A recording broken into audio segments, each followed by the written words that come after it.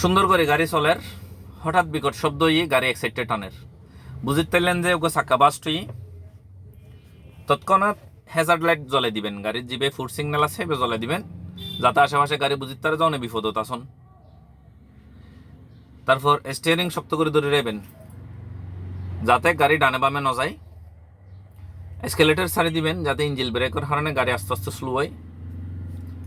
যদি বাড়তি গিয়ার থাকে গিয়ার ক্রমান্বয়ে কমাবেন, 4 3 3 2 2 1 হতে এভাবে কমাবেন।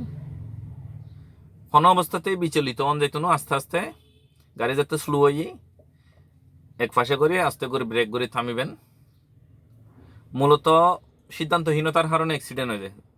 ঠান্ডা মাথা রাখি কিভাবে কি করণ যায়, সন্ধান করলে আনলাই গাড়ির লাই বেগুন হলে উপকার হব এন ভাবিবেন। নিজের জীবনত নিজের যাত্রীসকলের জীবনেরও গুরুত্ব বেশি দিবেন।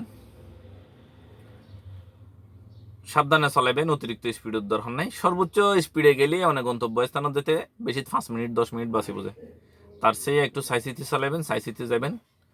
বেগুনের সুস্থতা দীর্ঘায়ু কামনা করে। আসসালামু আলাইকুম রহমতুল্লাহ।